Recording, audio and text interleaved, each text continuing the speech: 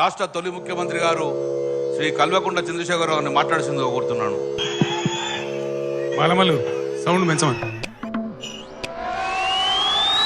పండబెట్టి తొక్కుతా, పేగులు మెడలేసుకుంటా, పెండ ముఖానికి రాసుకుంటా, చీరుతా, సంపుతా, మానవ బాంబునైతా. ఒక ముఖ్యమంత్రి మాట్లాడవలసిన భాషన తెలంగాణ రాష్ట్రానికి సమాజానికి ఒక గౌరవమా?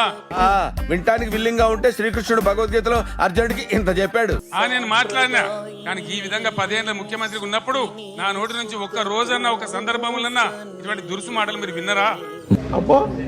కమలాసన్ చాలా మంది దుర్మార్గులు, దరిద్రులు, పుట్టచోరుగాళ్ళు, పనికి మాలినోళ్ళు. పిస్తా గాడి కొడుకే అంటున్నాను నేను, తలకాయలేనోడే. దాన్ని ఫామ్ హౌస్ గా అడుగుపెట్టి 6 ముక్కలైతే నాకు కొడుకు అనుకుంటున్నామేమో.